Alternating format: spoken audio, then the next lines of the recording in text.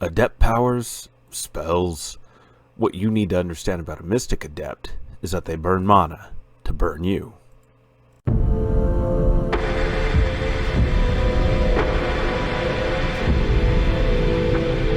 Hello everyone, and welcome back down here to the Gamer's Den with me, your host, Jordan, your Master of Lore and Storyteller Extraordinaire.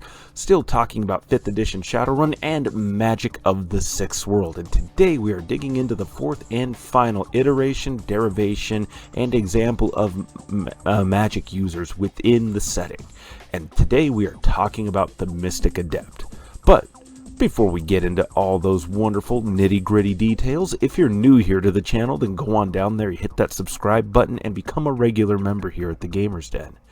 Or, if you've already listed yourself on such a legendary roster, then go on down to hit that like button and share the video far and wide.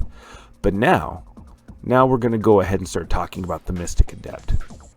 So, a Mystic Adept is yet another derivation of mana user. They're able to wield many of the same spells and learn the same skills as a mage, yet they are able to channel mana into their physical being like physical adepts.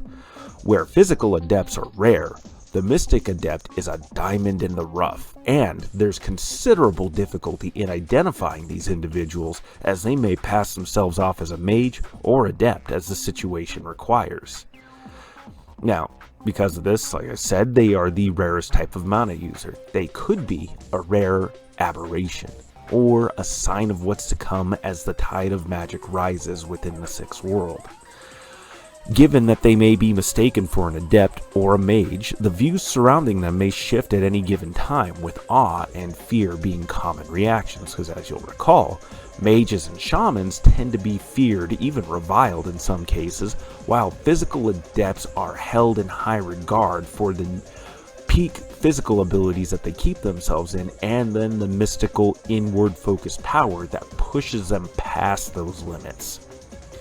And like the other kinds of casters, magic users, and the like here, they are able to have a mentor spirit, and a mentor spirit will have a great impact on how they behave, the powers and abilities that they may focus on.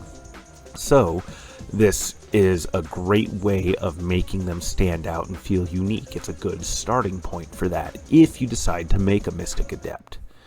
Just bear in mind, though, that they can never astrally project. They can only astrally perceive if they purchase the astral perception power. Now, when it comes to their spells, rituals, and preparations, they purchase them the same way as magicians and shamans do at their magic rating times 2. So if you have a magic rating of 5, you get 10 spells, 10 rituals, and 10 preparations. And when it comes to their power points, they must purchase their power points with karma at 5 karma each at character creation here and thereafter, with a maximum equal to their magic rating. So you are not going to be overwhelmingly well developed as a adept unless you are intent on spending your karma in that fashion. You're going to start off heavier with spells, rituals, and preparations, but over time you can choose to focus and delve more into your powers as an adept if you wish. So you have a great ability to mix and match here, both with spells and powers, and this means that you can, if you so choose, delve into developing more of your physical attributes and the skills associated with that, so you can still develop into a powerful melee combatant, or boost your abilities with ranged weapons to become an incredibly lethal sniper, and then you still have spell casting on the side to help assist with all of this. And lastly, Mystic Adepts can take any skills from enchanting, sorcery, and conjuring skill groups. Now, there's one final thing I'd like to point out, and it's a little bit of amusing, something I realized as I was studying, going through the material regarding Mystic Adepts. Given that they purchase their powers similarly to shamans, and that, or magicians, and that magicians and shamans are functionally the same, except for a distinction on which stat they rely on when it comes to their spell casting, I believe that this is something that could be used flexibly between Mystic Adepts. So a Mystic Adept could rely on logic or rely on their charisma in order to facilitate their spellcasting, the spellcasting aspects and abilities that they have. Or at least it's something I would consider allowing at my table. And I definitely recommend storytellers that you do this as well, as it's another way to create some differentiation.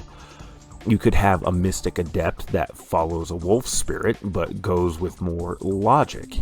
And then you could have another Mystic Adept following this, the wolf spirit again, but relies more on their charisma in order to do their spellcasting. So they may be following the same spirit, but they're taking on different aspects of the like, whereas a methodical degree, whereas the more charisma focus might emphasize pack tactics, leadership, being the trying to be the strongest so that they can do the most for their pack. It's just a bit of musings there.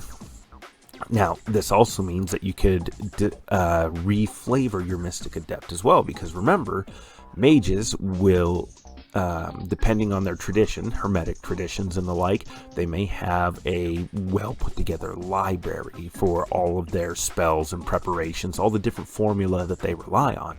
Whereas if they're focused more into being like a shaman, they may utilize lodges and the like and tap into ancient cultural traditions. But that all just really depends on what exactly you want to achieve here and how you want to flavor your character. But all the way around, a Mystic Adept seems like quite a lot of fun and a great way of blending some separate sets of powers and skills to make a character who's truly distinct and unique. But what do you think? Go on down to the comments below and let me know your thoughts. Do you agree with today's video? Do you disagree? Is there anything that you might like to add in that you've observed or have had experience with as you're gaming? Go on down to the comments below and we'll engage in discussion. Hit those like or dislike buttons, and as I said earlier, if you're new here to the channel, then go on down there, hit the subscribe button, and become a regular member. But with all that said, I've been your host, Jordan, your master of lore and storyteller extraordinaire. Thank you all so very much for your time, and you all have yourselves a good night.